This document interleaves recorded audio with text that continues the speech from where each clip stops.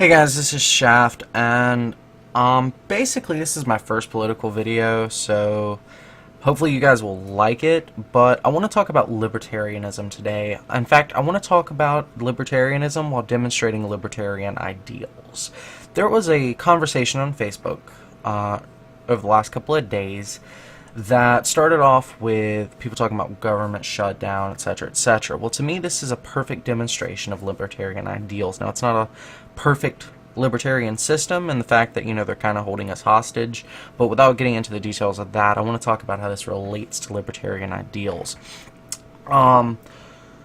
So basically there was this person right here that basically comes into a conversation about economics and the government shutdown, and was a little condescending. She looks to be about 50, looking at her about page. I did the math.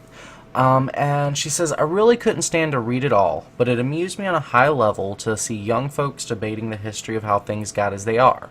Faults exist with both sides of the aisle, and the solution must be compromise, fair play, and all politicians behaving themselves and not just playing politics with the country.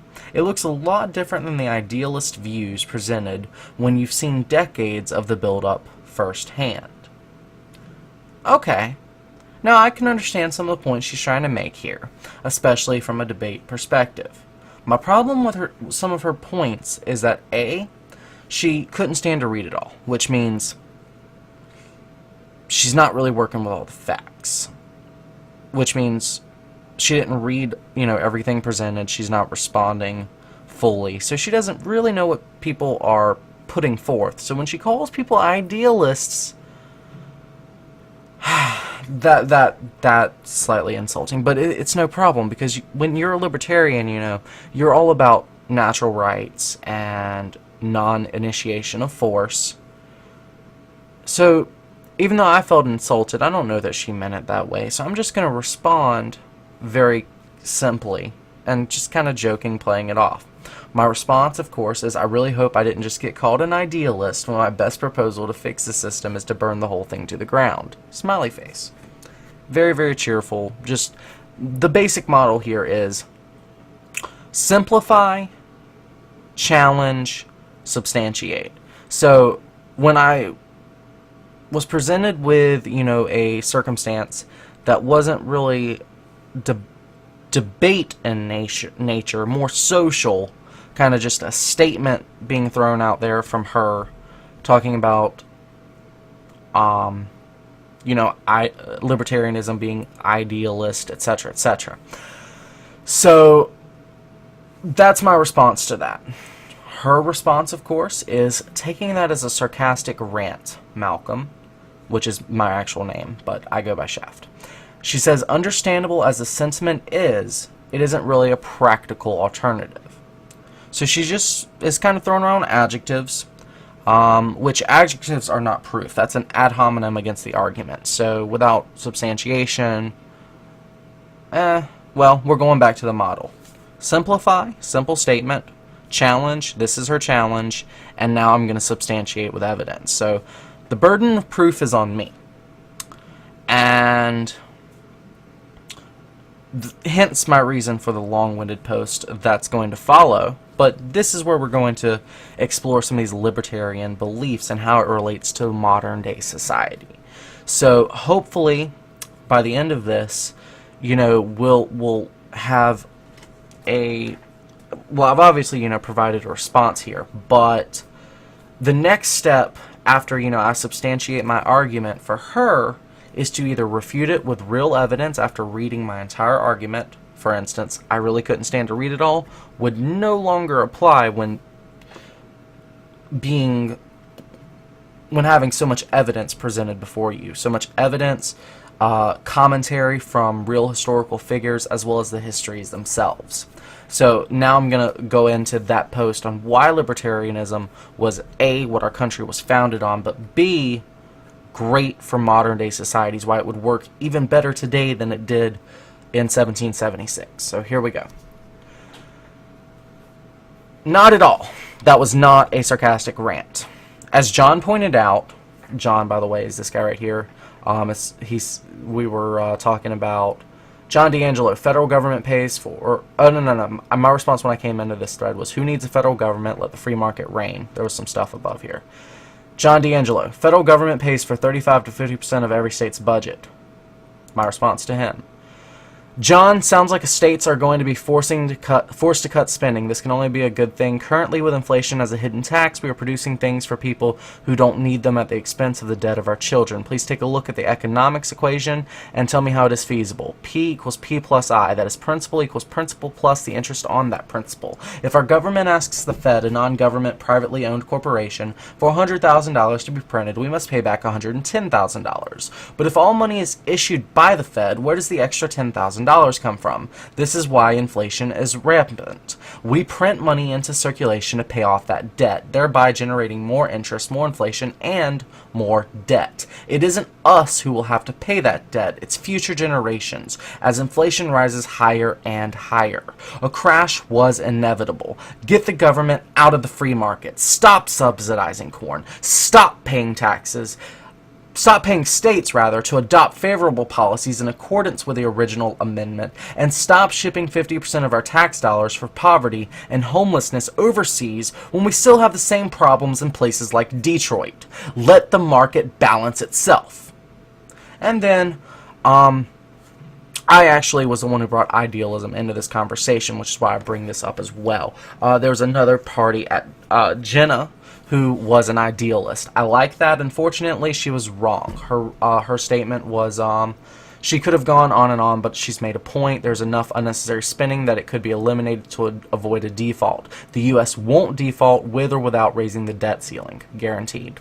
So this is my response to her, and we're going to move on from here without going back any further.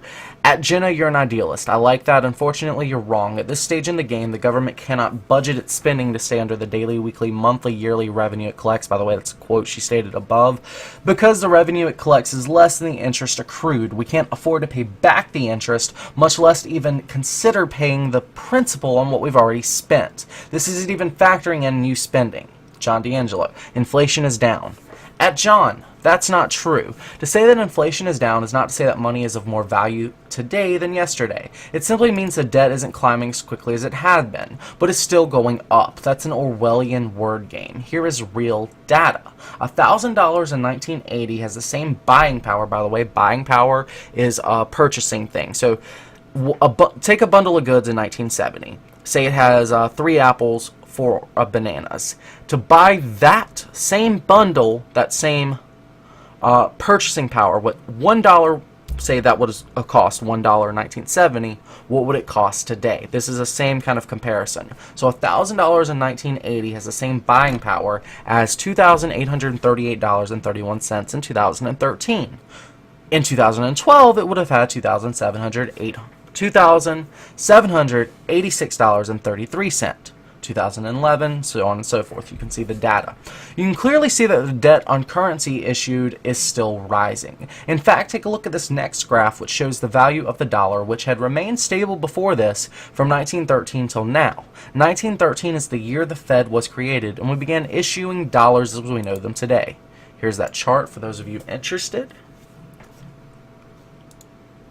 So basically, what a dollar would have purchased in 1913 when the Federal Reserve was created to 2005, which, you know, that's not going to go all the way to 2013. It's 8 years behind. But you can clearly see that the dollar is not doing so well, despite, you know, right here, 1921 and 1925. Yeah, that's the Great Depression, guys. Dollars were worth more in the Great Depression than they are now. Wow. Okay, so going back,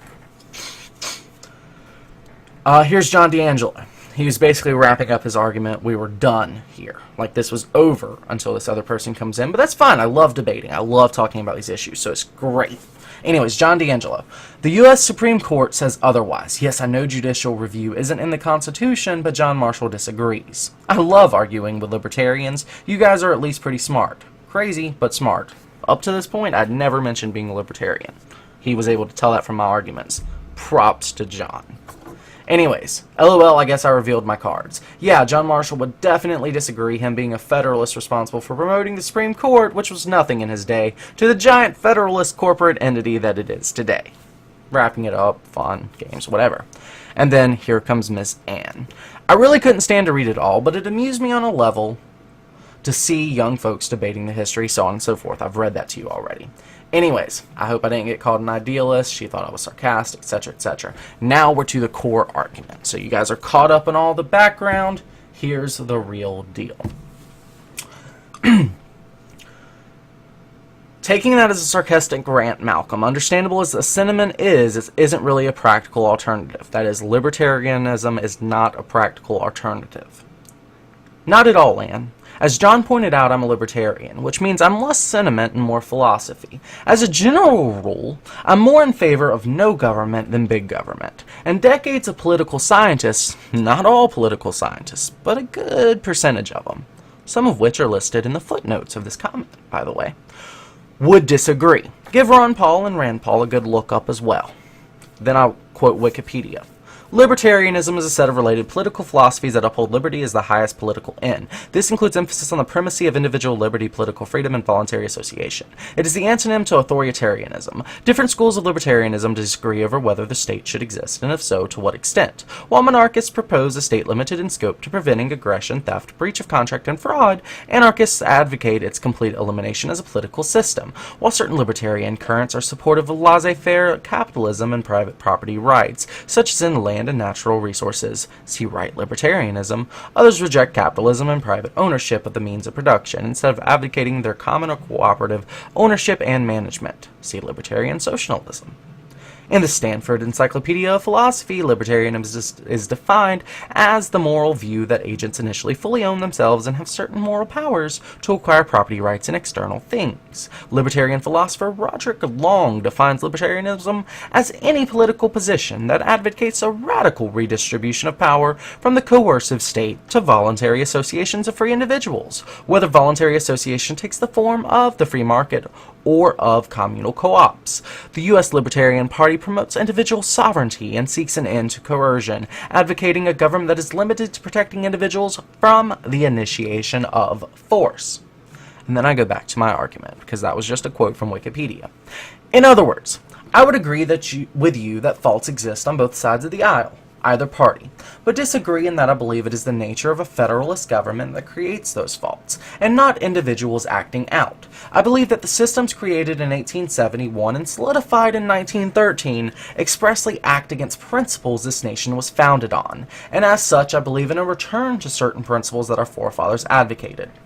Now, I did get these off the internet. These are quotes, but I've read a lot of books. I can tell you really, really good libertarian books to read, really good letters and notes of different presidents and other political figures that you can check out, but that's going to require a little more research, finding those books, finding the page numbers, finding the exact quotes, rereading stuff, blase, blase, blase. I knew what I wanted to say, so I Googled it. You can freely Google these things to verify the accuracy of them if you like. In fact, you should, because there's no reason to take my word for it. Anyways, John Adams was one of those forefathers I was talking about advocating libertarianism. Here goes. Let's see how this matches up. John Adams. There is nothing which I dread so much as a division of the Republic into two great parties, each arranged under its leader and concerting measures in opposition to each other. This is my humble apprehension, is to be dreaded as the greatest political evil under our Constitution. Alright, so he really just did not like a two-party system. In fact, he said that if their leaders are constantly fighting in opposition to each other, that they're actually arranged to do so. And it's dreaded because, well, he doesn't say. But keep in mind, two parties fighting each other are arranged. Keyword, arranged. A flower basket doesn't arrange itself, does it? No. It doesn't. A human has to do it. A puppet master, in fact, has to do it. Because puppets don't move themselves. Puppets are arranged in a scene in which the ventriloquist begins to act. Bear that in mind. I'm not a conspiracy theorist. That was John Adams who said that. Next up, we have George Washington. In fact, there's a couple of quotes from presidents. So, yes, again, sorry if you don't like presidential quotes. They were really smart, though. The alternate domination of one faction over another, sharpened by the spirit of revenge, natural to party dissension, which in different ages and countries has perpetuated the most horrid enormities, is itself a frightful despotism. Alright, that was word salad, George. Chill out. I'm gonna break it down part by part. The alternate domination of one faction over another, sharpened by the spirit of revenge, natural to party dissension. Okay, so he's talking about parties fighting each other, and, you know, if one beats the other this year, they got to beat the other one has to beat the winner of last year, the next year. It's revenge. Okay, gotcha. Which in different ages and countries has perpetrated the most horrid enormities. Okay, so bad things happen when this is occurring. And it happens all throughout the ages. Cool, gotcha. Is itself a frightful despotism. Okay, so despotism, rule of one over the majority. So he's saying that, again, one person can come to power, or even that, you know, one party can come to power in this party system. So, yeah, okay, got you. But this leads at length to a more formal and permanent despotism. Alright, so party despotism leads to singularity despotism, or tyranny. Okay, got you. The disorders and miseries which result gradually incline the minds of men to seek security and repose in the absolute power of an individual, and sooner or later the chief of some prevailing faction, more able or more fortunate than his competitors, turns his despotism to the purposes of his own elevation on the ruins of public liberty. Alright, so he's just kind of kicking a dead horse here, but again, parties fighting each other leads to tyranny, is what he is saying here. And that people, it's the free people who actually let the tyrant take power because they want security. Homeland security? 9/11? Alright, I'm not a conspiracy theorist. This is George Washington. Just saying, this is George Washington saying this. Alright, so moving along. Without looking forward to an extremity of this kind, which nevertheless ought to be entirely out of sight. Again, that's ought not to be entirely out of sight, which means he thought it was going to happen in his lifetime. Without looking forward to an extremity of this kind, which nevertheless ought to be not entirely out of sight, the common and continual mischiefs of the spirit of party are sufficient to make it the interest and duty of a wise people to discourage and restrain it. So this isn't the only reason. Tyranny is not the only reason to avoid a party system. Now bear in mind, in George Washington's time, it was Hamilton versus Jefferson. So he was already seeing the parties forming. Do a little party research. That's how it started. So he was warning us. It serves always to distract the public councils and enfeeble the public administration. It agitates the community with ill-founded jealousies and false alarms. Let's break that down. It distracts people, public councils. That's local governments, state governments, public councils. It enfeebles public administration. It makes the state weaker. It makes local government weaker. That's an anti-federalist policy George Washington's talking about. It agitates the community with ill-founded jealousies and false alarms. It makes people want to fight each other. Oh, you're a Democrat? Man, you should go to hell. Okay? False alarms. I don't know how many false flags I can count in the last year. Just saying, I'm not a conspiracy theorist. This is George Washington. Oh, wait, didn't the government shut down because of party lines? Oh, wow. George Washington, you're such a conspiracy theorist. Next thing I know, you're going to be overthrowing governments and stuff. Kindles the animosity of one part against another, foments occasionally riot and insurrection. Parties cause animosity between people, and occasionally causes riot and rebellion? Wow, George Washington, man. It opens the door to foreign influence and corruption, like foreign banks and stuff, which find a facilitated access to the government itself through the channels of party passions. Oh, does that mean bribery? Like you know what the 13th Amendment that got lost was forbidding? Huh. No titles of nobility and stuff? Hold on, just in case people aren't familiar with this. Go to Google. 13th Amendment Original. There we go, amendment13.org. Not a very pretty website, but that's okay. It's the information that matters. If any citizen of the United States shall accept, claim, receive, or retain any title of nobility or honor, or shall, without the consent of Congress, accept and retain any present, pension, office, or emolument of any kind whatever from any emperor, king, prince, or foreign power, such person shall cease to be a citizen of the United States, and shall be incapable of holding any offices of trust or profit under them or either of them. Alright, so what's a present? Present is a gift. Pension, retirement, okay.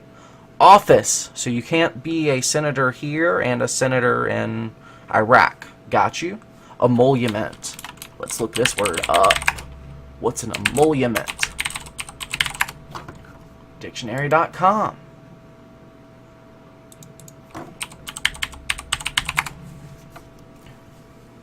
Profit, salary, or fees from office or employment. So you can't take bribes. Wow. But it's called lobbying now. I wonder if that's covered. Let's go back to Google. Lobbying definition. Seek to influence a politician or public official on an issue. Let's see what Wikipedia has to say about lobbying. Is the act of attempting to influence decisions made by officials in the government, most often legislators or members of regulatory agencies. Done by many types of people and organized groups.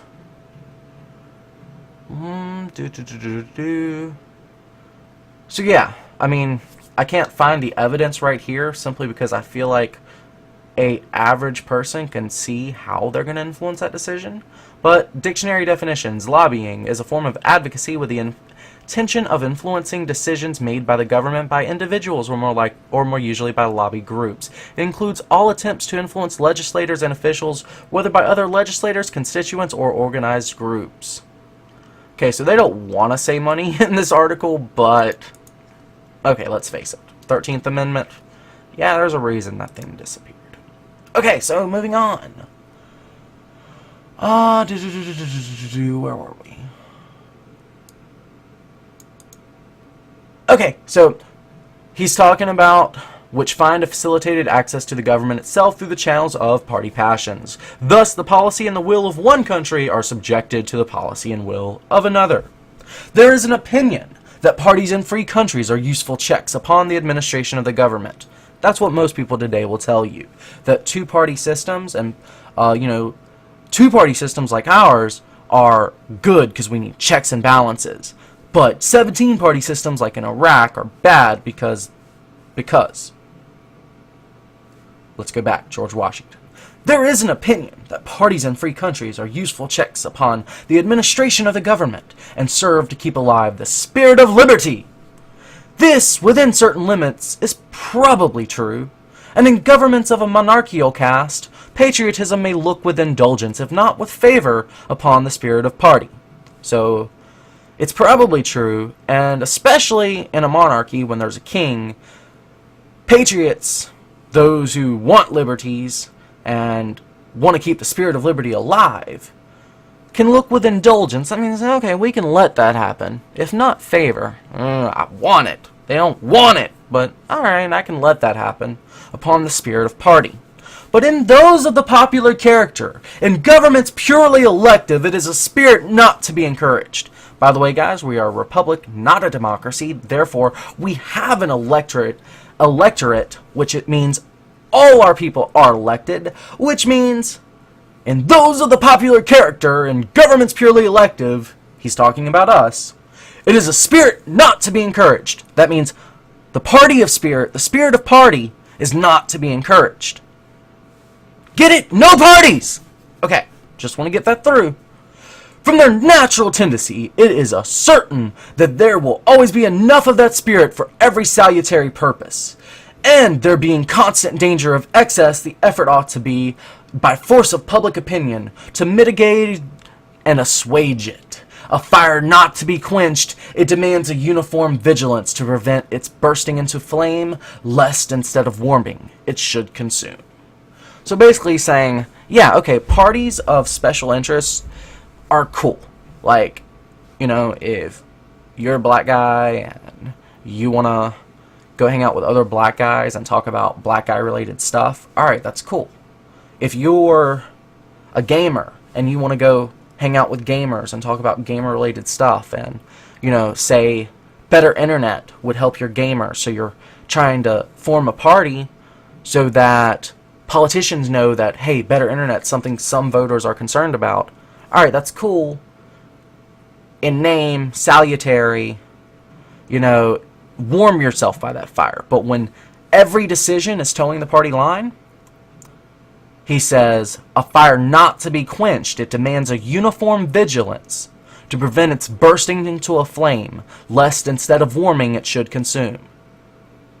So I want to revisit this paragraph one more time, because this is a lot of information he's cramming into one little area. There is an opinion that parties in free countries are useful checks upon the administration of the government and serve to keep alive the spirit of liberté. This, within certain limits, is probably true, and in governments of a monarchical caste, patriotism may look with indulgence, if not with favor, upon the spirit of party.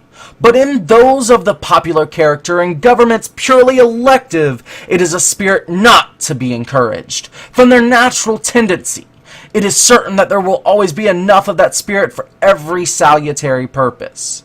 So basically, from people's natural tendency, it is certain that there's always going to be people who want to group up together, work together, form organizations, and that's okay. That's what he's saying.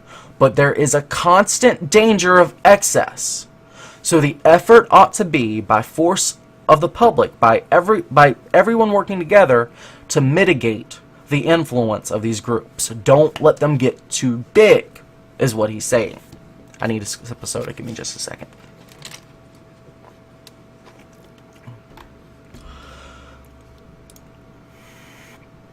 Alright, so that's the end of the George Washington quote. We're going to move on to Thomas Jefferson. Remember, Jefferson was...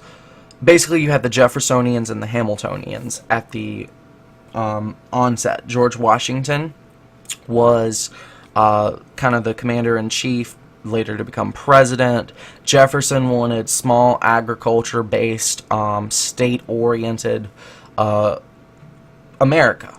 Hamilton wanted foreign interest groups. He wanted outsourcing. He wanted us to be an industrialized economic powerhouse of a nation.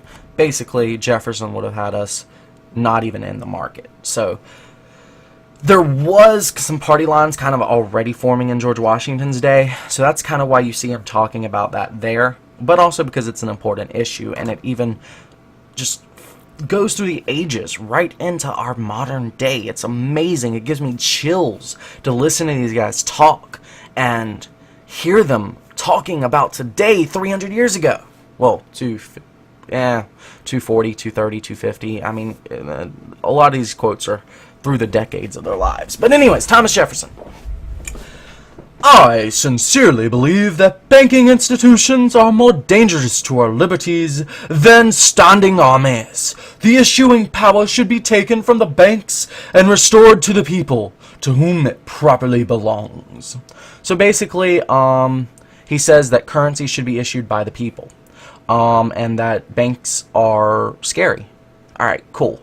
Actually scarier than standing armies. So, given the choice between, you know, Nazi Germany and the World Monetary Organization, I don't know if that's the actual name of it, but like, it's the International IMF, I think is what it's called. Guys, I'm sorry, it's alphabet soup for me. International Monetary Fund. Okay, so given the choice between IMF and Nazi Germany, Thomas Jefferson says he'd rather face Hitler. So, put that in perspective, guys. I'm going to read that quote again. I sincerely believe that banking institutions are more dangerous to our liberties than foreign armies. My quote. That is powerful, man. Just keep that in mind. Next up, James Madison. History records that the money changers have used every form of abuse, intrigue, deceit, and violent means possible to maintain their control over governments by controlling money and its issuance. So, he who controls the money controls the country. Wait a second. James Madison wasn't the only person who said that. Was it a Rothschild? That sounds about right. I care not who makes the laws. Huh. Jesus is Savior. This is like the word. I mean, I love all religious people, don't get me wrong, but that's not a really credible source, no matter if they're talking about it or not. So, here we go. Mayor Amschel, Bauer, Mayor Rothschilds. So, this is what he said. Rothschilds were huge bankers. You can look it up.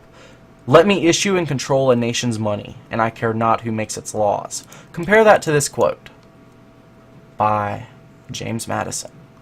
History records that the money changers have used every form of abuse, intrigue, deceit, and violent means possible to maintain their control over governments by controlling money and its issuance. I mean, these guys are saying the exact same thing, dude. Some people say that Rothschild quote isn't legit. I'm not sure. I wasn't there. It makes sense in the circumstances, but that doesn't mean it's true. But this is definitely true. James Madison definitely said this, so... And they lived at the same time. I'm just... Take it with a grain of salt, guys. Alright, so next up, Benjamin Franklin. The inability of the colonists to get power to issue their own money permanently out of the hands of George III and the international bankers was the prime reason for the Revolutionary War. So he's talking about international bankers, International Monetary Fund, James Madison, Rothschilds. He's tying this government economics thing together. In fact, all of these guys are.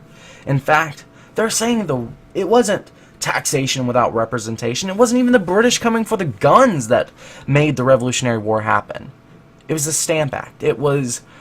it wasn't the Stamp Act. It was not being able to issue their own currency. Remember, the colonists were buying and trading goods among themselves. Their currency was only going to be in use in America. They weren't trying to trade with it in Britain. They weren't trying to take it to Spain or to Mexico or to Canada or anything like that.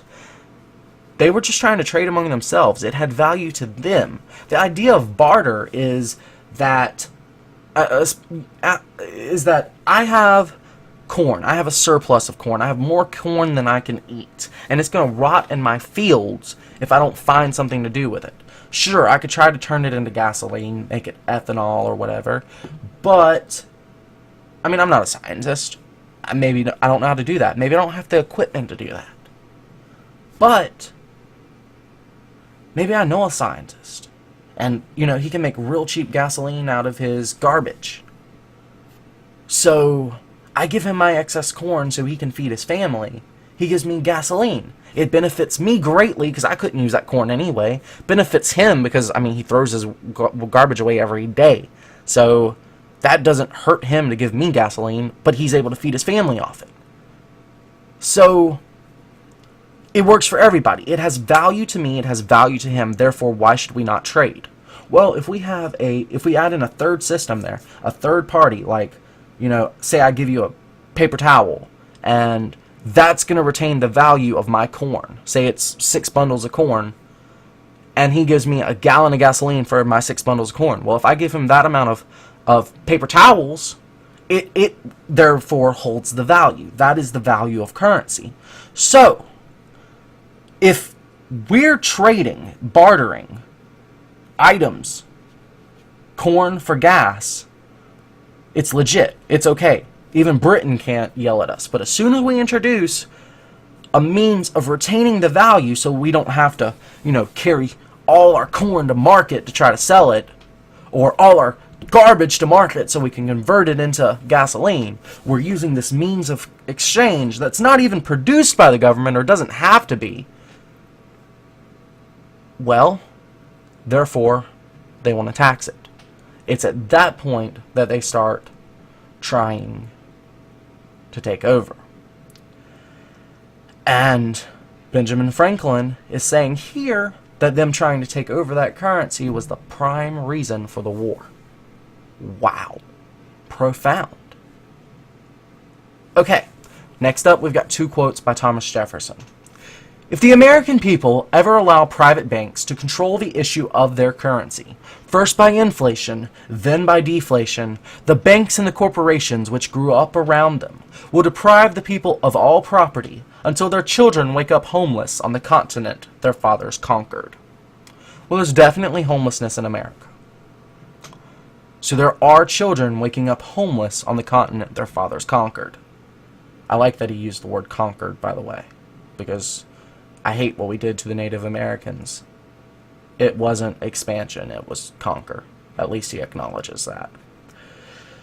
Anyways, if the American people ever allow private banks to control the issue of their currency, first by inflation, then by deflation, that is, inflating the value of the currency, so that they have to print out a whole lot more of the currency, which then in turn deflates the banks and the corporations which grow up around them will deprive the people of all prosperity until their children wake up homeless on the continent their fathers conquered.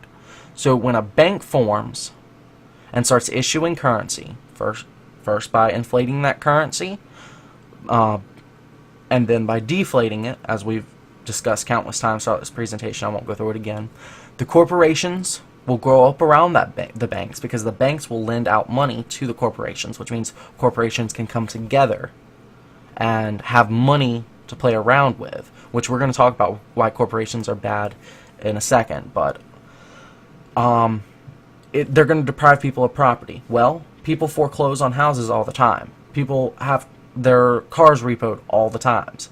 Banks are literally depriving people of property. Thomas Jefferson was talking about mortgages, repoing cars, about foreclosure, about such modern day concepts. Cars weren't even invented and he's talking about them being repossessed. Guys, don't you see? These guys weren't presidents, they were prophets! Not literally, but the banks are up to the same old tricks. The individuals changed, the interests don't. Thomas Jefferson. I wish it were possible to obtain a single amendment to our Constitution, taking from the federal government their power of borrowing. He's saying national debt is terrible, that if the government couldn't borrow from other people, they'd have to issue their own currency. Let me explain something. In 1913, the Federal Reserve was founded. The Federal Reserve is a private corporation that is responsible for issuing our currency, despite our Constitution saying no one's allowed to do it! Well, we're going to talk about delegating that responsibility in a bit. But Thomas Jefferson is straight up saying that we shouldn't be able to borrow, because if we can't borrow from another corporation, why are they going to print money and give it to us? Unless we're talking about paying them back. So, the power of borrowing he wants taken away from the federal government. Okay, that's huge. But we're going to get back to that.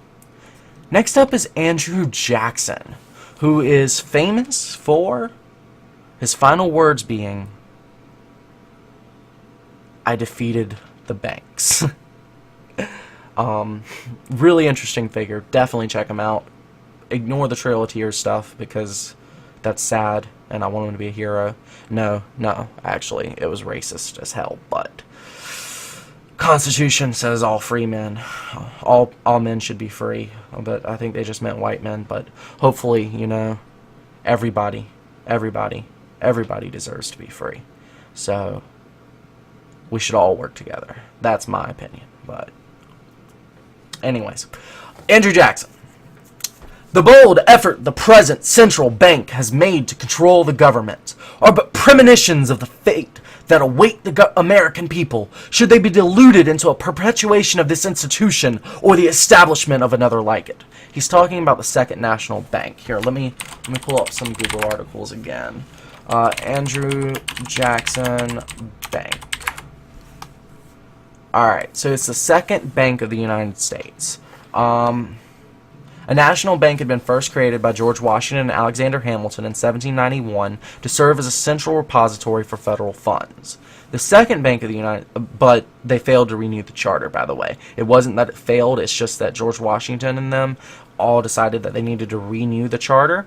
So, the Second Bank of the United States was founded in 1816, 5 years after the first bank's charter had expired. Traditionally, the bank had been run by a board of directors with ties to industry and manufacturing, and therefore was biased toward the urban and industrial northern states. Keep that in mind, because Lincoln's going to talk about that. Jackson, the epitome of the frontiersman, resented the bank's lack of funding for expansion into the unsettled western territories. Jackson also objected to the bank's unusual political and economic power, and to the lack of congressional oversight over its business dealings. So, I could, keep talking about it, but I just wanted you to know the history there. There's a lot of story there, but we don't have time for it in this video. Check it out if you're interested, because it's amazing. But basically, he's talking about defeating the Second National Bank. George Washington founded the first one. So George Washington was aware of, economic issues that could arise, but he wasn't necessarily anti-bank, just anti-anyone else telling us what to do. Andrew Jackson watches, this bank get renewed 5 years after the other one is not renewed. There's a reason it wasn't renewed. Again, do the research. But it's renewed 5 years later. And here we go. He's having a war against this bank. The bold effort the present central bank had made to control the government are but premonitions of the fate that await the American people should they be deluded into a perpetuation of this institution or the establishment of another like it. So basically, if you continue doing this bank or make another one, maybe not this bank but another one, like a Federal Reserve, a central bank, then he's saying that what happened in his day are premonitions, that it's going to be a hell of a lot worse if people let this happen. And we let it happen. It happened not over 5 years, not over 10 years, not even over 15 years. Dude, 1913, 2013, the Federal Reserve is celebrating its 100th birthday, its centennial. I want you to see something.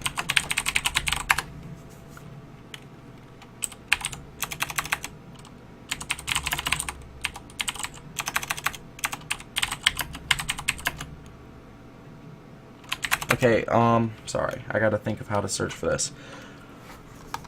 Okay, so basically, in Jackson's day, he's saying that, the Second National Bank was trying to take over the government, and what they tried to do is only a premonition of what would happen. So what I'm trying to compare here is that we've had this for 100 years. He only had it for a couple. I don't know the exact number. That's what I'm trying to find out.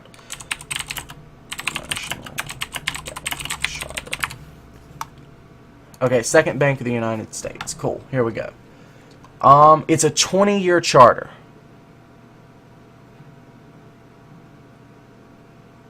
And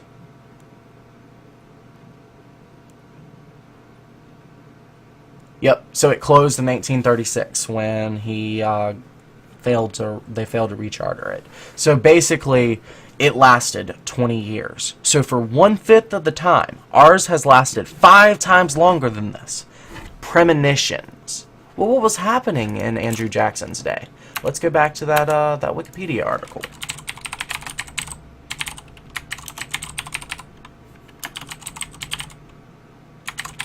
Okay, maybe I didn't have it on Wikipedia, but I'm about to. Alright. So, let's see. Opposition to the National Bank.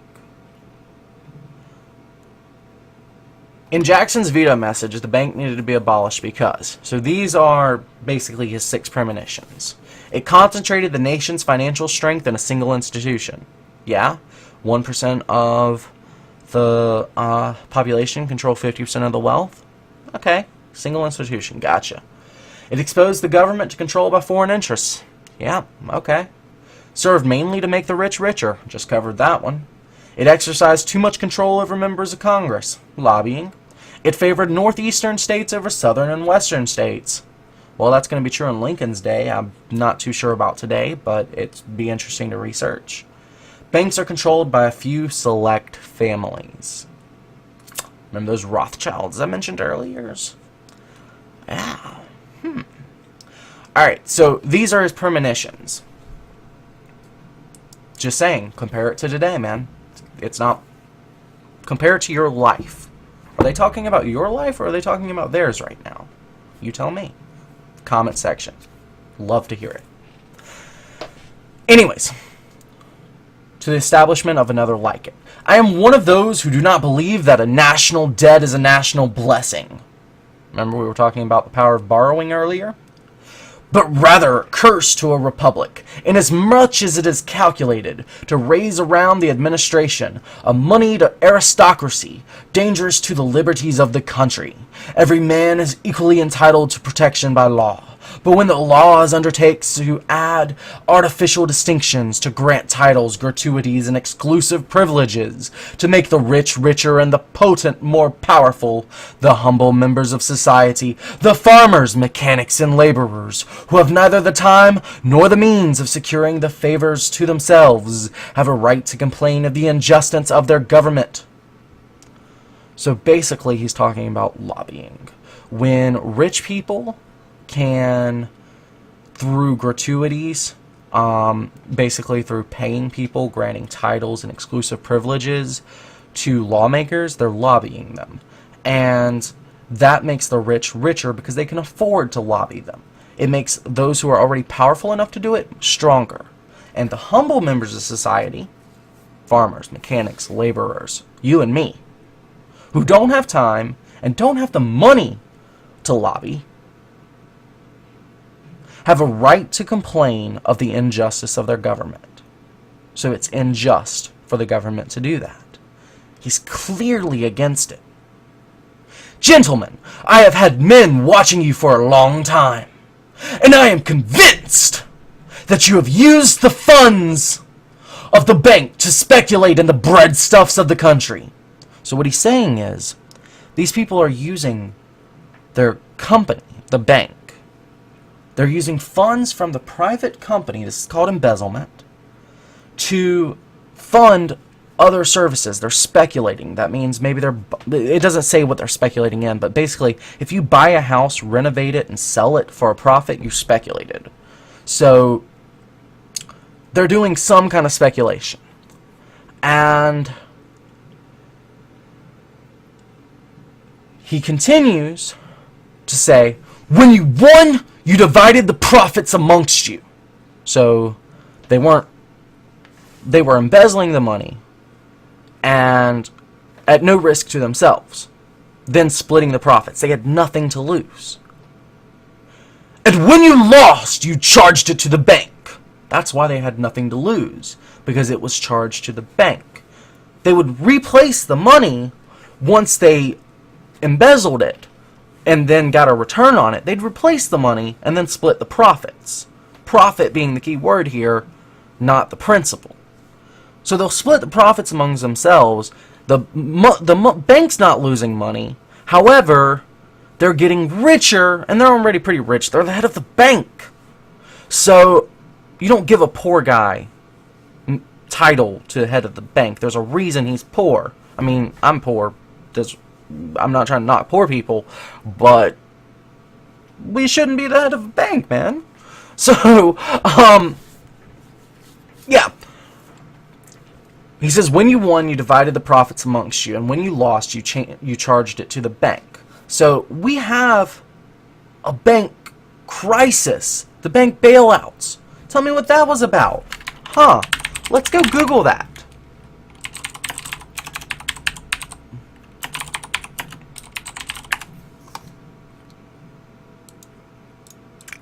Wikipedia is such a cool resource. It's not the best when it comes to the details, but it'll get you the general picture pretty well.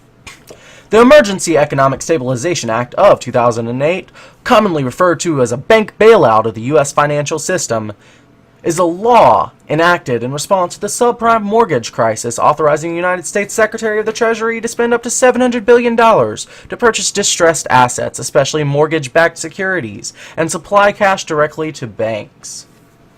So, rationale for the bailout, reaction to the initial proposal, alternative proposals, legislative history.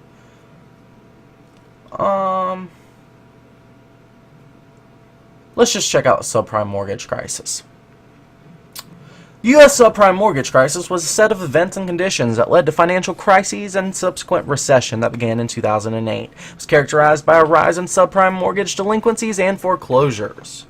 So people are losing their house. Well, why are they losing their house? Their mortgages are too high because they're not able to pay their bills. They're late on the bills because they don't have the money to pay it.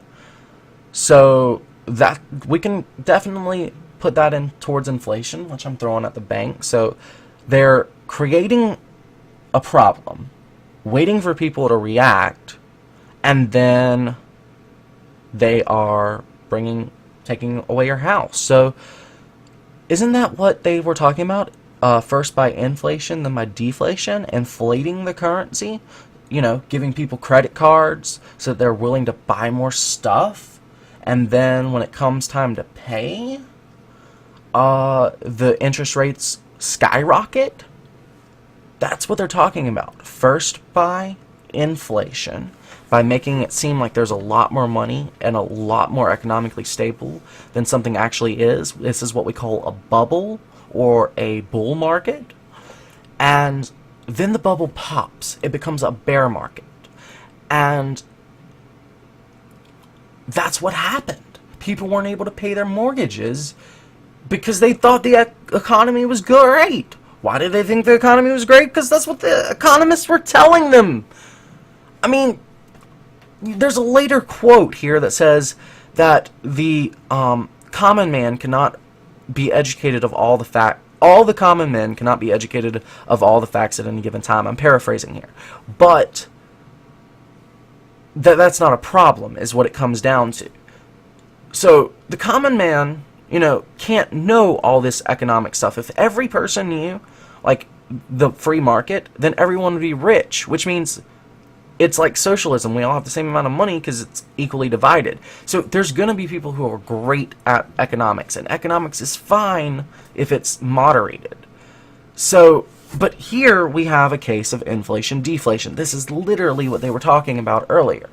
Okay? So this bank bailout is literally a premonition from Andrew Jackson. Okay? Okay. We got to understand that. So, that subprime mortgage, why were all these houses back, before 2008, leading up to 2008, why were people buying so many houses, better houses? Well, obviously, people need houses, but why were they constantly buying better houses than they can afford? By the way, guys, there's a bunch of houses that nobody lives in, due to all this. There's literally more houses than we have people homeless, but we're greedy by nature, so anyway, that's a different subject. But why did that happen? Why did that happen? Because all these banks were speculating. It made the economy look better than it was because the banks were speculating. Let me explain. If I put in $10, let's say $100 actually, to a bank, they only have to keep 10 of those dollars. They'll loan the other 90 out. So when I put $100 into a bank, it creates $900 that can be lent out. So my $100 just became $1,000. This is called fractional reserve banking. And when you have fractional reserve banking, it can create these bubbles and bursts very, very rapidly. Because what if everyone needs their money for some reason? Say there's a crisis like Hurricane Katrina, which happened around this time as well. People needed houses around this time as well. Well, what does that mean? So this was all manufactured, is what it seems like Andrew Jackson's saying. You tell me that if I take the deposits from the bank and annul its charter, I shall ruin 10,000 families. So basically, if he closes the bank and takes all the money and puts it in federal hands, it'll ruin 10,000 families, is what the banks are arguing. Andrew Jackson's reply: that may be true, gentlemen, but that is your sin! Should I let you go on?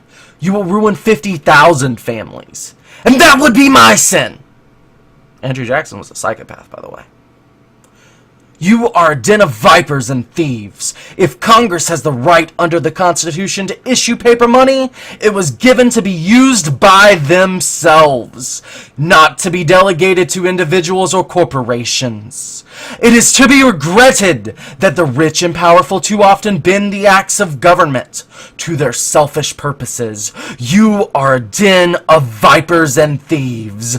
I intend to rout you out, and by the grace of the eternal God, will rout you out. So it's safe to say Andrew Jackson felt very strongly about this.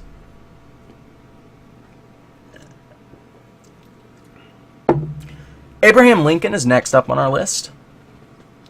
I have two great enemies: the Southern Army in front of me and the financial institutions in the rear of me. Of the two, the one in my rear is my greatest foe. It's also the one that kills him. Anyway, this sounds basically exactly like Thomas Jefferson saying standing armies, blah, blah, blah, blah, blah, blah. Just footnotes here. So we're going to move right on. This is going to be my argumentation next. This is not a quote from anybody important. This is me responding to Anne Still. Just, I wanted to give her all that because, I mean, she said that there's no way libertarianism would work. And look at all these presidents that were basically libertarians and just couldn't get their policies enacted because of the majority. So I'm all in favor of the majority, but I think it comes down to education. The majority needs to be educated. And now with the internet and mass media, if we're not using it for propaganda, we can use it to educate people and help them realize that, you know, we're each a genius in our own way, and we should be able to express that freely without concern of who is watching or what, you know, we say, or if the NSA is listening in on our phone, or if we have the wrong plant growing in our backyard. I mean, this is just crazy. Who in their right mind would try to outlaw lightning? You know, if it lightnings, I'm gonna throw you in jail for 10 years. That's stupid. How can you outlaw nature? Anyways, rant for another time. This is me, again, responding to And. So I hope you'll see that it is not my own experiences that I draw on, as you suggest, slightly insultingly above. In fact, it is the histories themselves, as well as the commentaries of the characters therein, that I draw my knowledge from. And while I respect my elders and love listening to their tales and advice, remember this lady's like 50 years old, to imply that you've been around for the entirety of this fiasco is slightly short-sighted. Let's face it, we're talking 1871 here.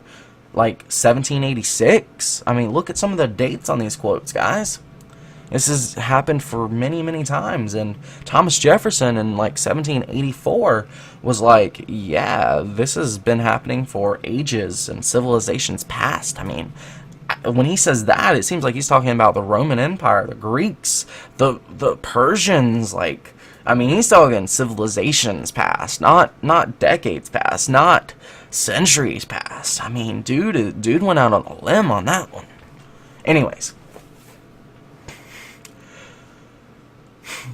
organizations of like-minded individuals who benefit from similar goals tend to design systems. Those systems last much longer than the individual that created them, and with time will become corrupt, which is why Thomas Jefferson firmly stated the following: the tree of liberty must be refreshed from time to time with the blood of patriots and tyrants.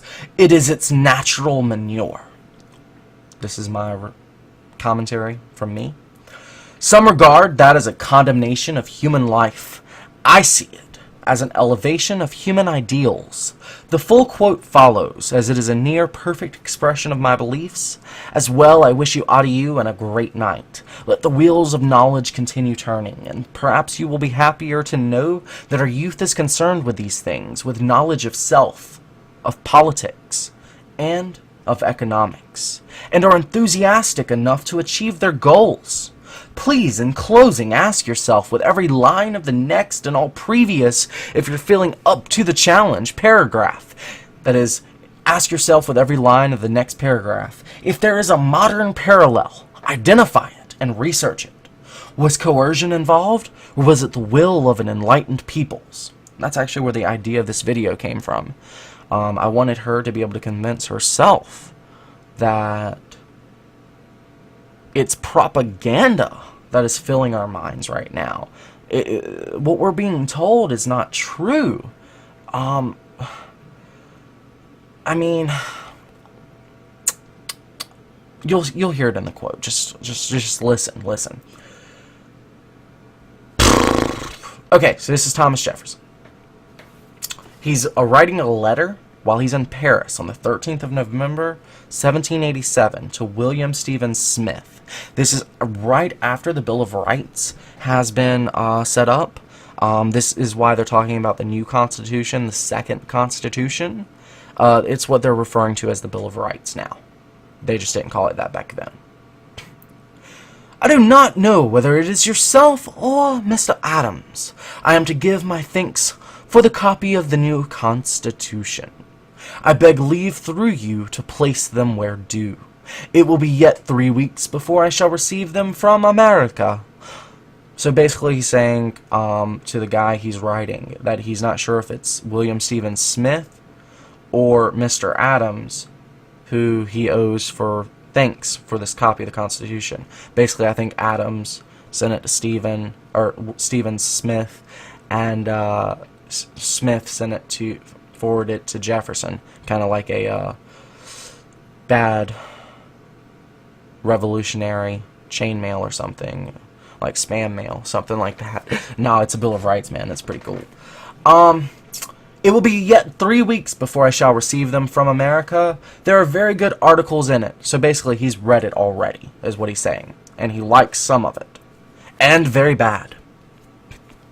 I do not know which preponderate. I don't know if the Bill of Rights is a good thing or a bad thing, dude, is what he's saying. What we have lately read in the history of Holland in the chapter on Stadtholder. Look that up if you like. I'm not going to pull it up here, but it's worth checking out. Would have sufficed to set me against a chief magistrate eligible for a long duration, if I have ever been disposed towards one. Basically, what's been happening lately, especially in Holland and Stadtholder, would have set me against a chief magistrate, a president, a king, eligible for a long duration. Basically, in and out, 4-year terms, 2 times, is what he's saying.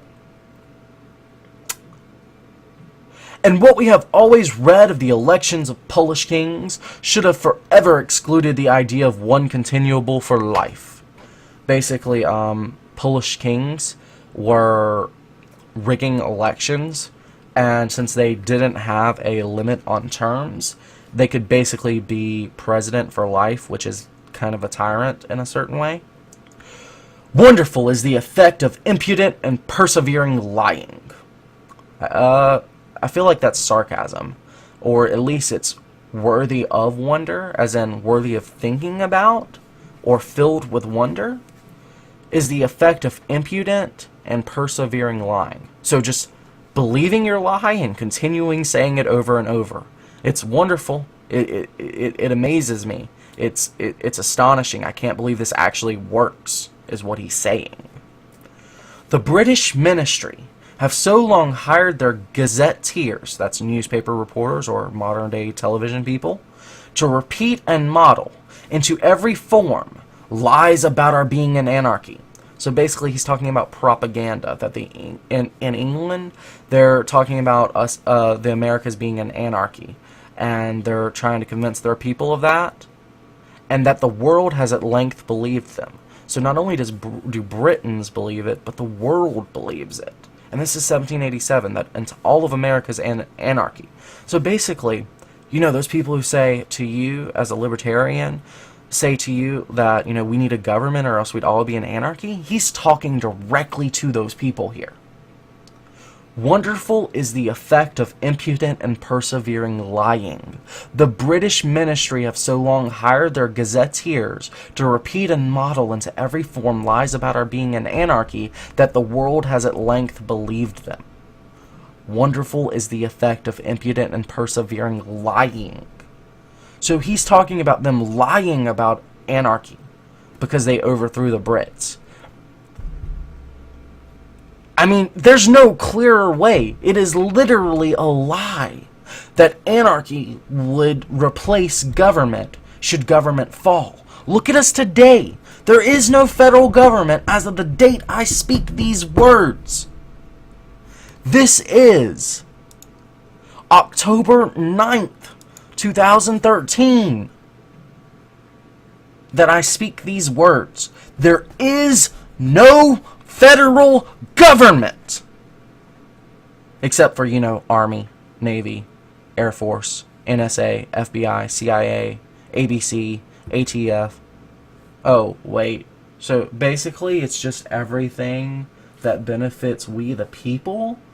Anything that benefits, you know, the upper crust is still in place. Oh, and we still got to pay taxes too.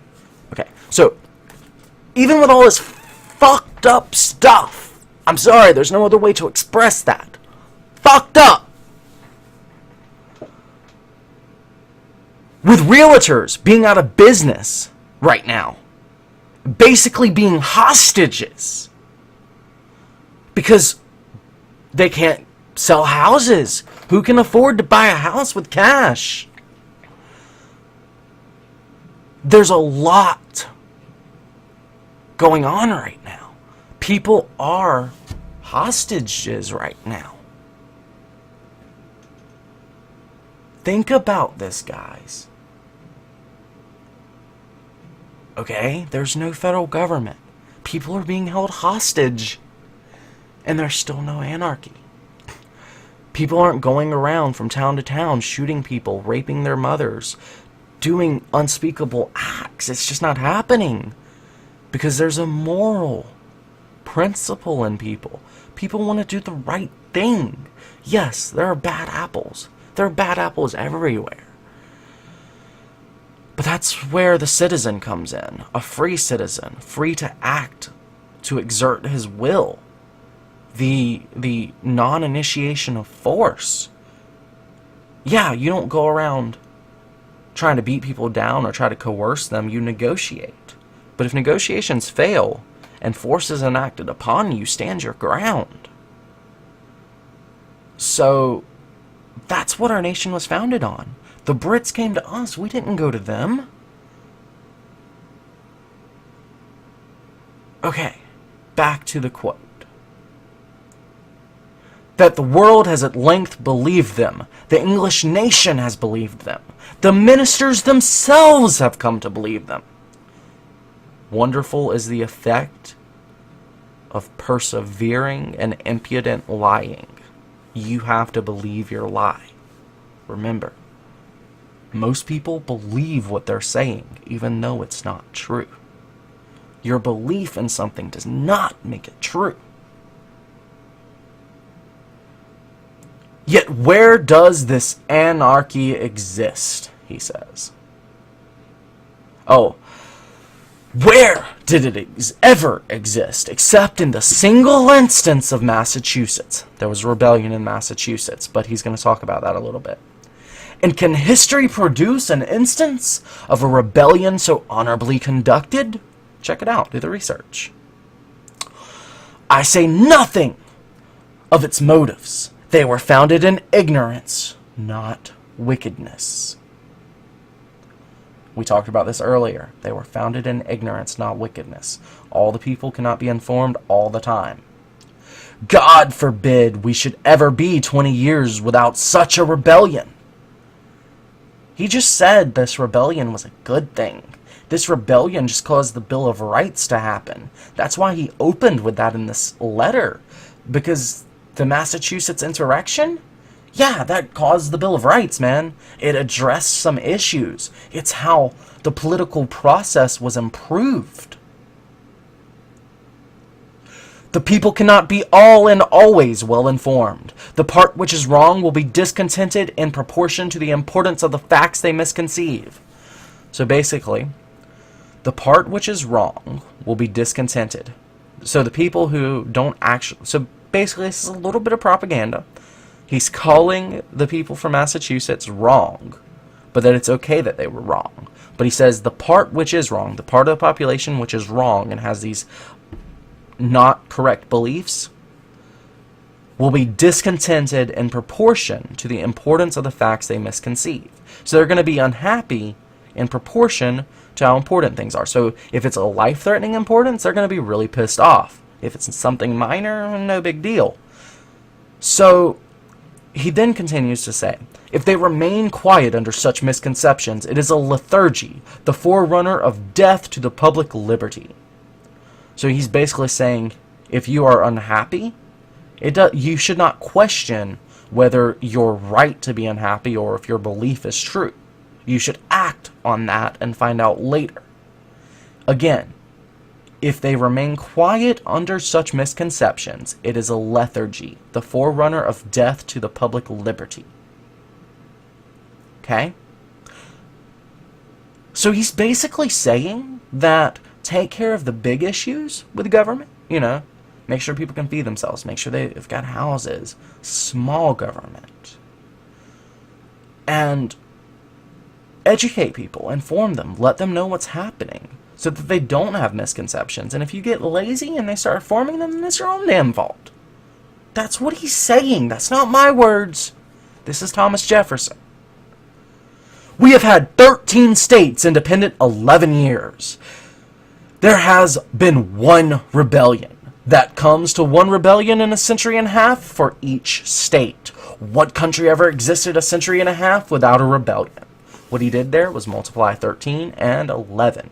He added up all those, he took that number and is like, okay, so basically we have all these governments, because state government was big back then, and he's like, this one's working, 13 of them have been independent for 11 years.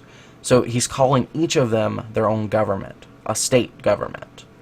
There's been one rebellion. That comes to one rebellion in a century and a half for each state. So he multiplied those years because it's one great big country. And then he asks the question, what country ever existed a century and a half without a rebellion? And what country can preserve its liberties if their rulers are not warned from time to time that their people preserve the spirit of resistance? This is a motto that I live by. And I genuinely mean that. Government should fear their people. People should not fear their government. I'm going to repeat what Thomas Jefferson said. That was my motto. This is what Thomas Jefferson says, though. And what country can preserve its liberties if their rulers are not warned from time to time that their people preserve the spirit of resistance? Yeah, he was just Mexican for a second. Let them take arms. The remedy is to set them right as to facts, pardon and pacify them. So, if they have misconceptions, educate them. Pardon them for being patriots. Because, they're not wicked, they're just ill-informed. And pacify them. Make them happy. If they are trying to address legitimate grievances, address the damn grievances. If only they had followed that for Reconstruction. Check out the Civil War. What signify a few lives lost in a century or two? The tree of liberty must be refreshed from time to time with the blood of patriots and tyrants. It is its natural manure. Our convention has been too much impressed by the insurrection of Massachusetts, and in the spur of the moment they are setting up a kite to keep the hen yard in order. I hope in God this article will be rectified before the new Constitution is accepted. So, let's take this quote, this last little part here, and see what the hell he's talking about.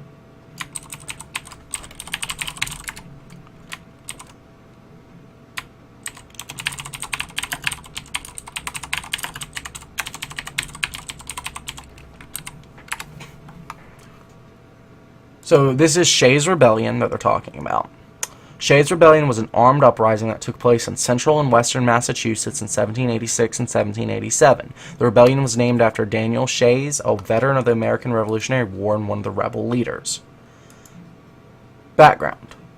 In the rural parts of New England, particularly in central and western Massachusetts, the economy during the American Revolutionary War had been one of little more than subsistence agriculture. That is, feeding yourself with your food and not really having anything else. Most residents in these areas had little in the way of assets beyond their land and often bartered with one another for goods or services. In lean times, farmers might obtain goods on credit from suppliers in local market towns who would be paid when times were better. In the more economically developed coastal areas of Massachusetts Bay, the economy was basically a market economy driven by the activities of wholesale merchants dealing with Europe, the West Indies, and elsewhere on the North American coast. Not surprisingly, the state government was dominated by this merchant class. When the Revolutionary War ended in 1783, the European business partners of Massachusetts merchants refused to extend lines of credit to them and insisted that goods be paid for with hard currency. Despite the continent-wide shortage of such currency, merchants began to demand the same from local businesses, including those merchants operating in the market towns in the state's interior. Many of these merchants passed on this demand to their customers, although the popular governor, John Hancock, did not impose hard currency demands on poorer borrowers and refused to actively prosecute the collection of delinquent taxes. Basically, he's saying, dude, if you're poor and you can barely afford to feed your family, I'm not going to require you to get involved in a market economy. Subsistence agriculture is what Thomas Jefferson was a preponderant of. So basically, feed yourself, feed your family, trade locally, but you don't need hard currency, is what Thomas Jefferson was saying. And in the rural part of Massachusetts, they were following that.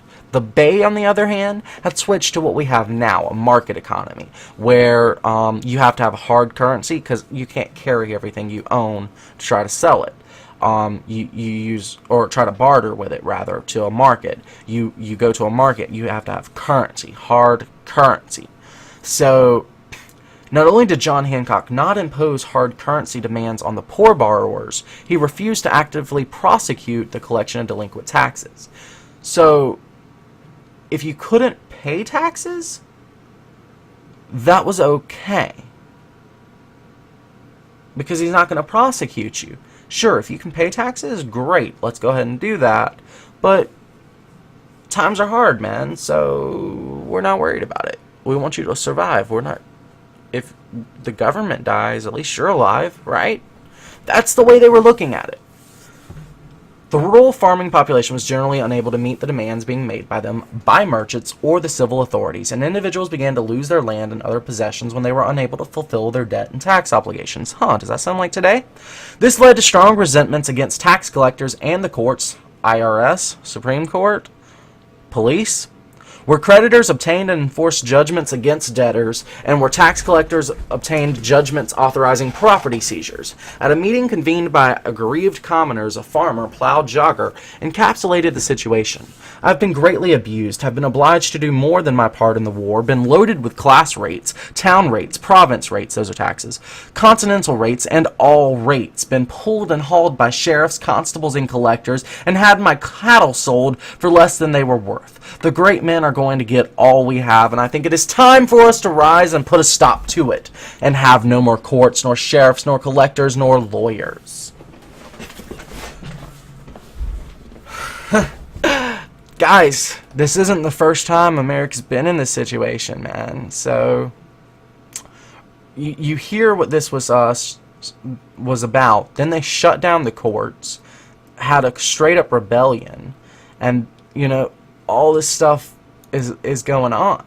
So the convention has been too much impressed by the insurrection of Massachusetts. That means they're thinking about it too much. They're trying to stop it from happening again. In the spur of the moment, they're setting up a kite to keep the hen yard in order. Let's look up that expression.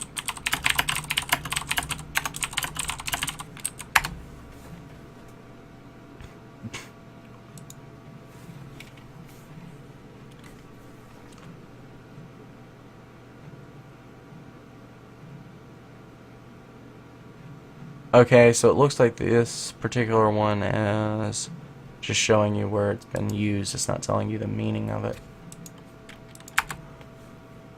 as I would like. 1 second.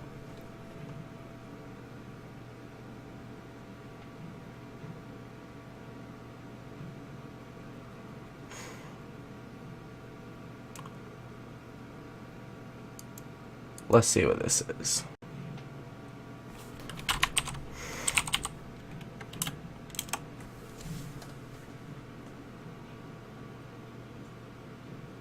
Okay, so I've never read this before, so I'm just going to read this aloud.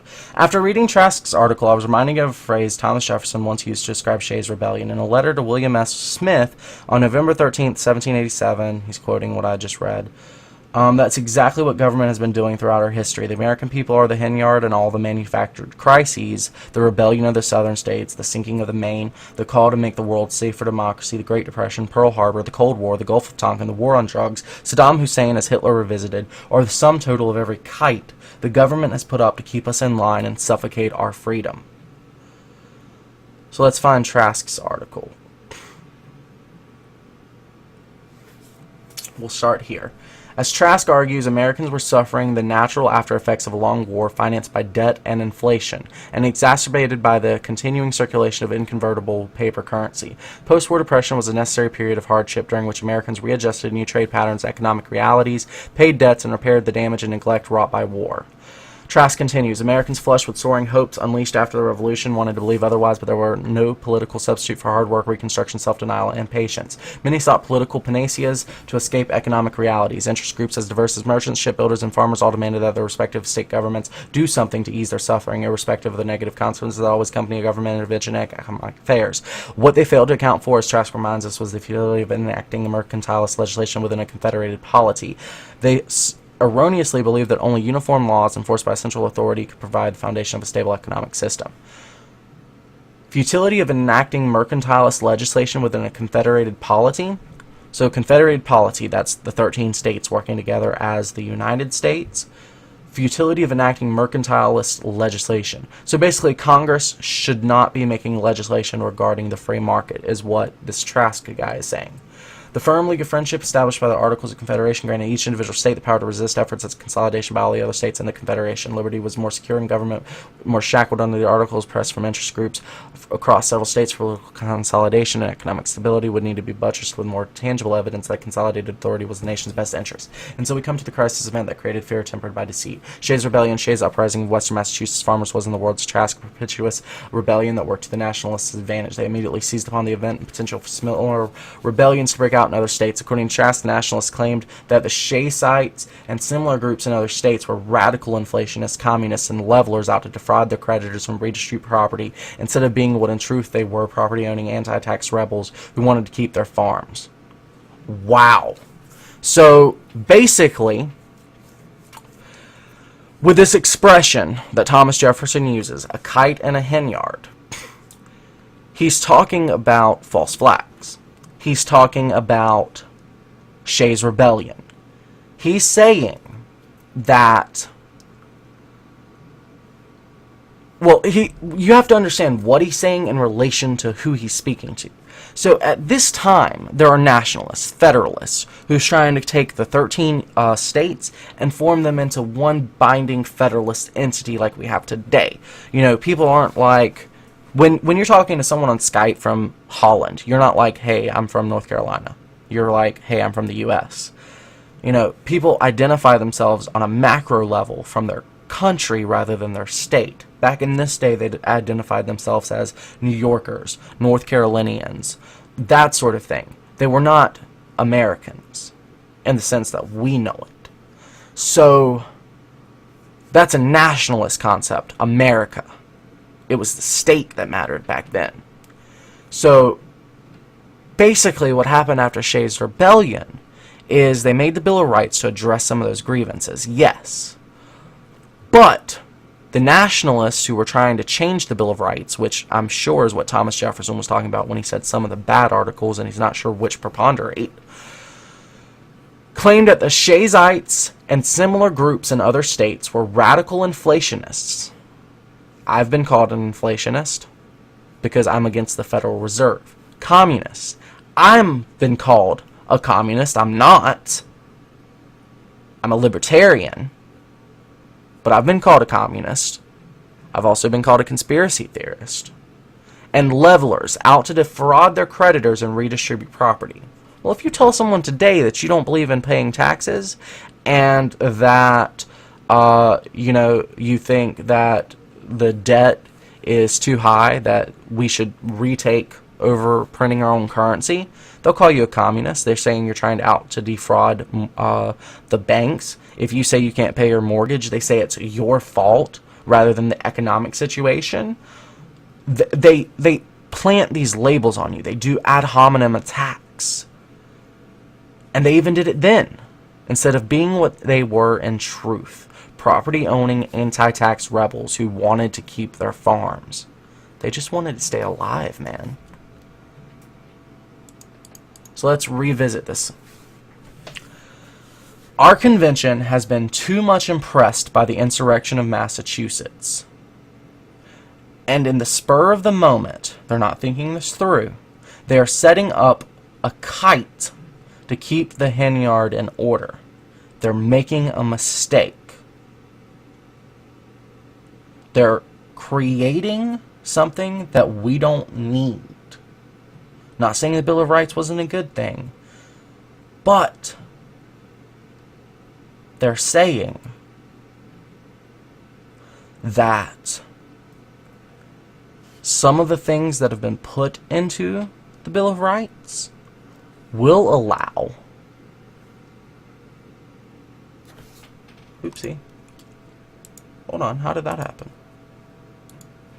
Second, guys. Oh, I somehow switched over to my main screen rather than... Okay, sorry about that. They're saying that this is a mistake, it's a false flag. There may be even...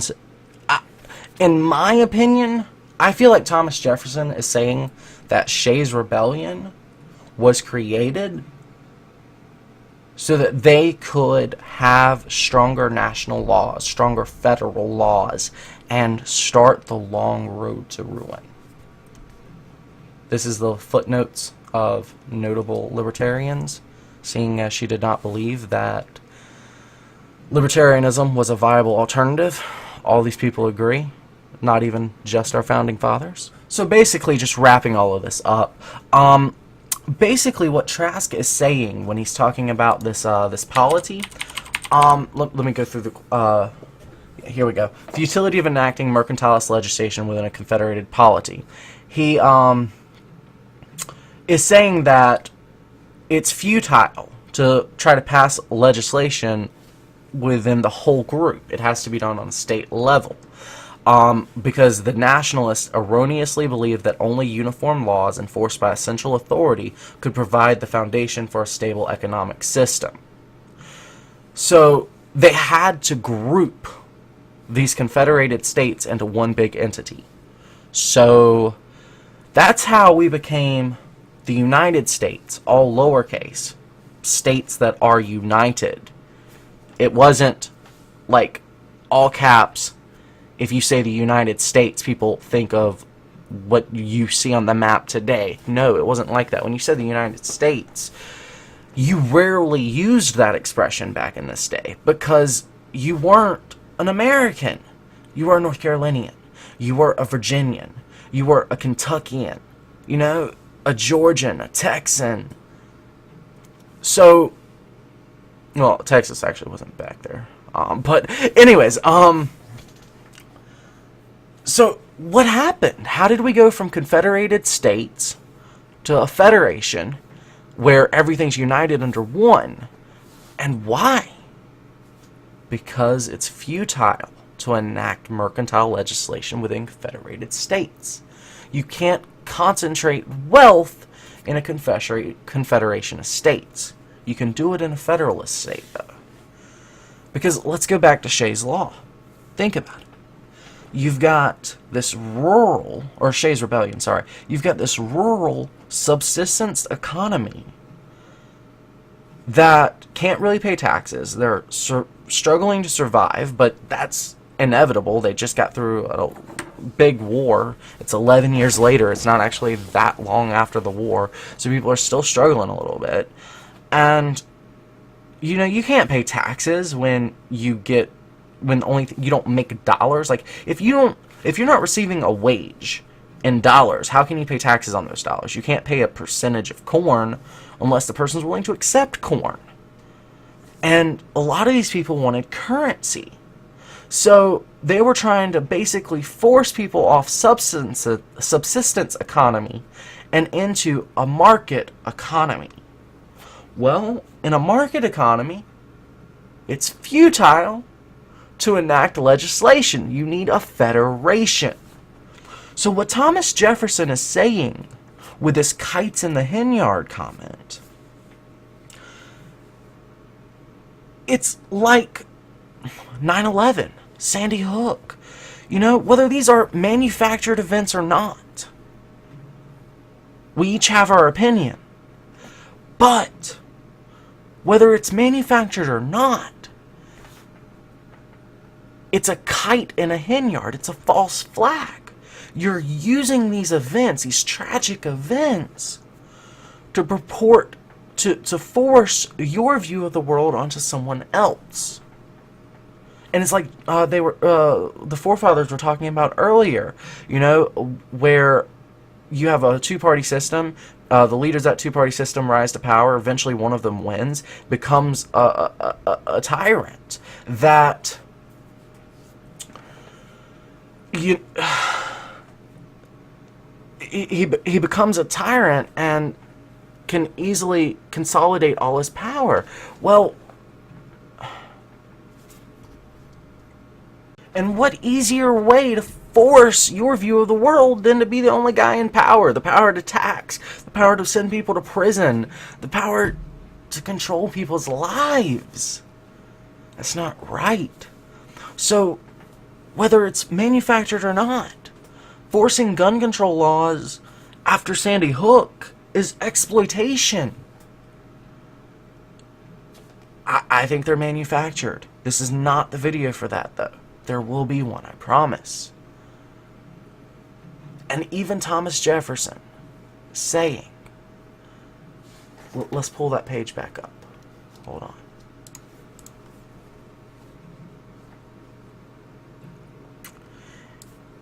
Our convention has been too much impressed. They're too worried about it.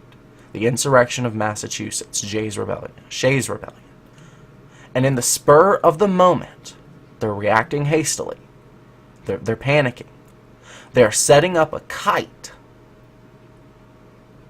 So it seems like he doesn't think it was... Maybe he thinks it was manufactured. It's hard to say. But this is him saying false flag. They're setting up a kite to keep the hen yard in order. Well, let me explain what a kite is, guys. Check this out. Wikipedia, kite. Okay?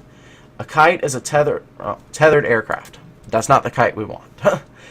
A kite is also a type of bird. In fact, it's a family of birds. It's a common name for birds in the family. I'm not even going to try to say that. So...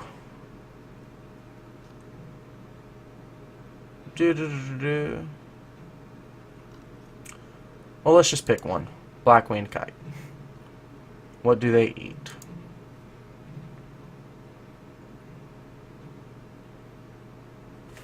Alright, I don't think Wikipedia is our best bet for this one.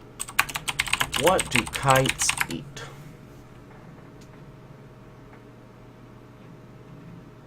Here we go, Mississippi kite. Small bird of prey.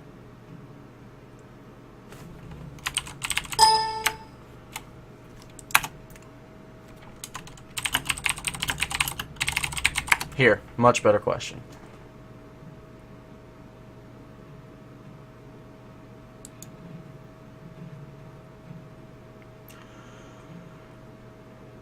We have always had them here. We call them split-tailed kites with no problems, but I just had a pair in the yard swooping only 15 to 20 feet over my head, and they took no notice of my running and hollering and waving at them. It's 90 degrees out there, so all the young ones are under cover, but some of the hens were out.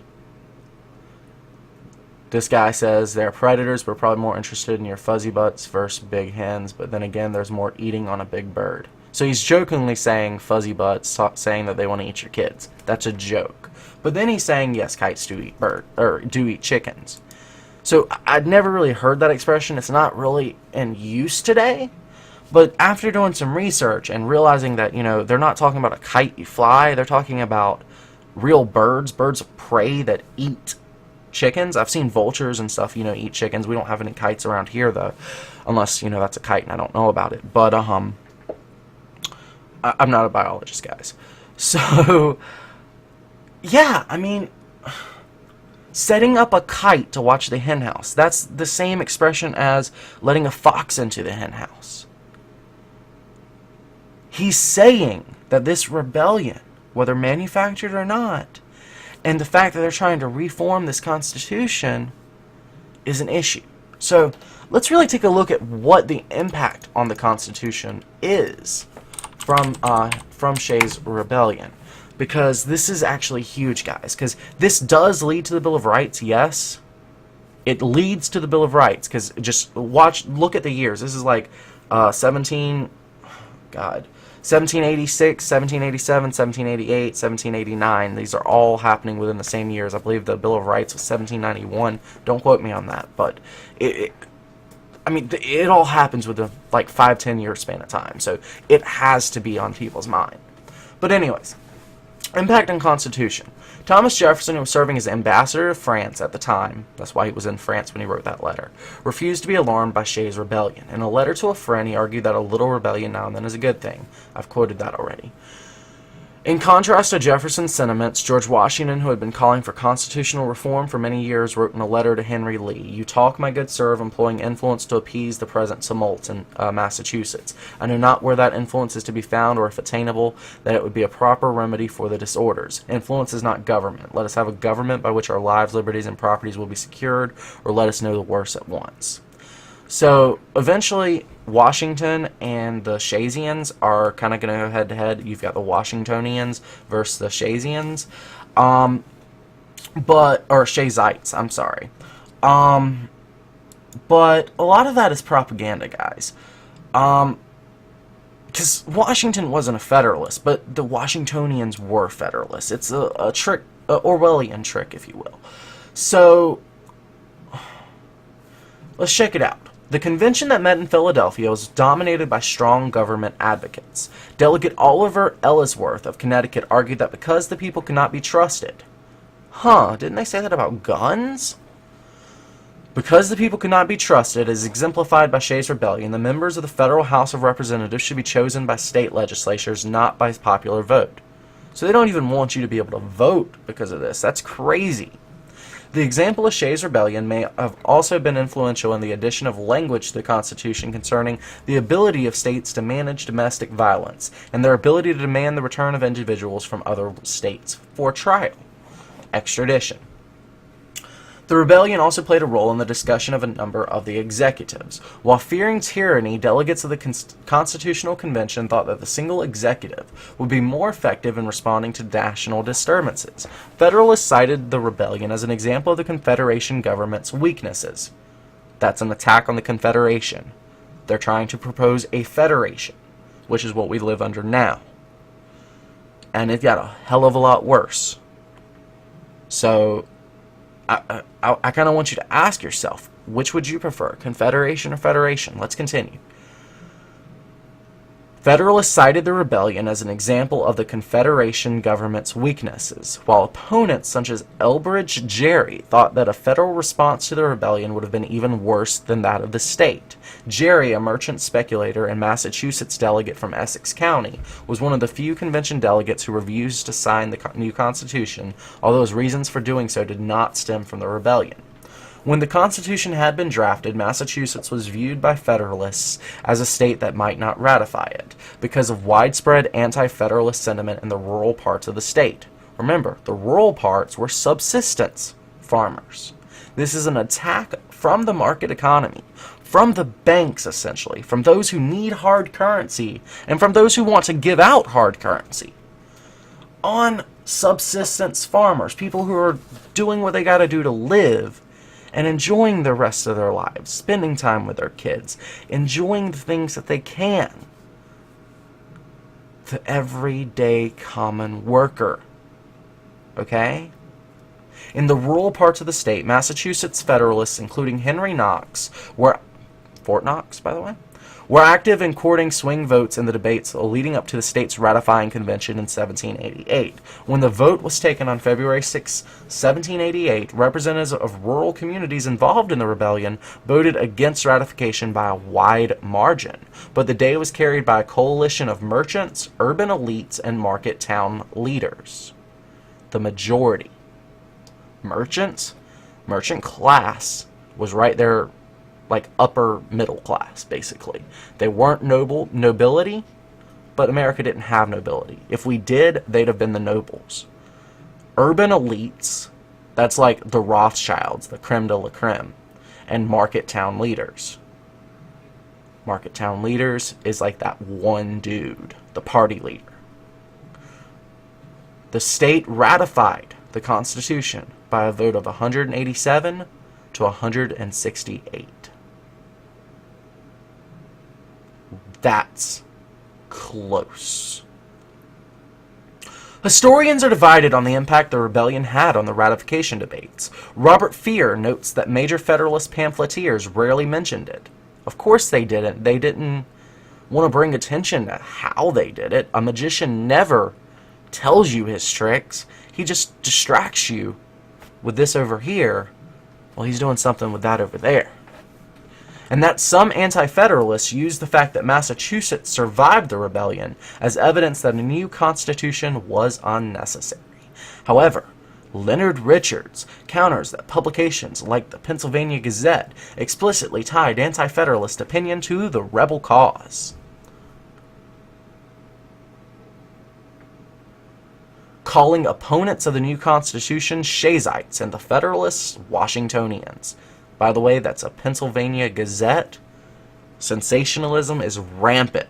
So this is where the Shayshites versus Washingtonians things come from. It's propaganda. Yes, Washington fought in the Shays Rebellion. Yes, he killed American citizens on American soil. Yes. But was he a Federalist? I think his quotes from earlier speak for themselves. David Zottenberry, I hope I said your name right, argues that debate in some states was affected, particularly in Massachusetts, where the rebellion had a polarizing effect.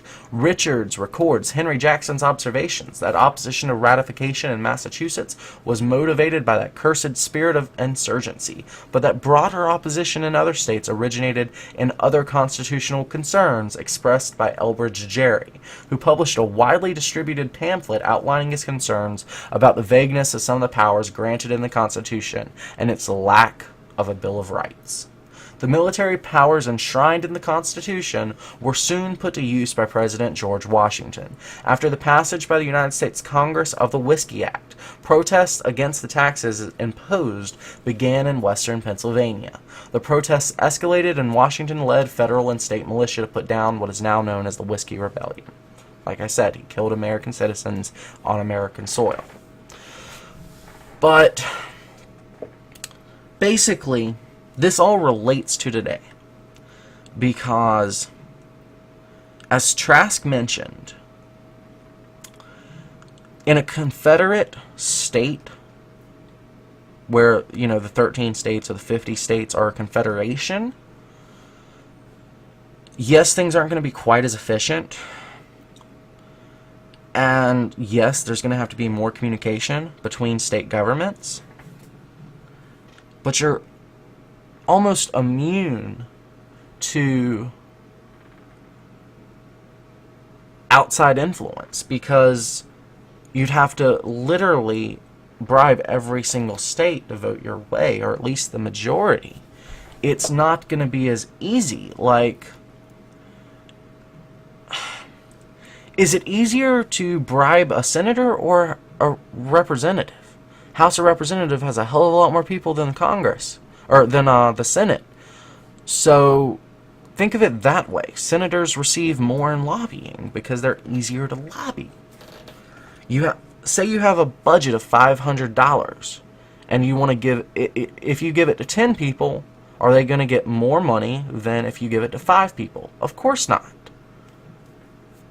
Same is true Senate versus the representatives. And when you have a confederation, well, there's a bunch of people everyone's debating and going to find out everything that's best. What we have right now is not a confederation, it's a federation. And it's different. And this new constitution is what paves the way for this federalization of the nation. And that doesn't really happen until Lincoln's time in 1871. And it's reinforced in 1913 with the Federal Reserve System. But they had to put in place 42 years before that the ability, the District of Columbia, and the ability to restructure us into America. 1871 is when we became the United States of America, the Federalist entity. And then the Federalist entity, within 40 years, falls to the international bankers. That's the story our forefathers tell. Whether it's true, I leave it up to you, your conscience, your experiences, your life, your opinion. Guys, thank you so much for tuning in, and as we say in my hometown, thanks for being awesome.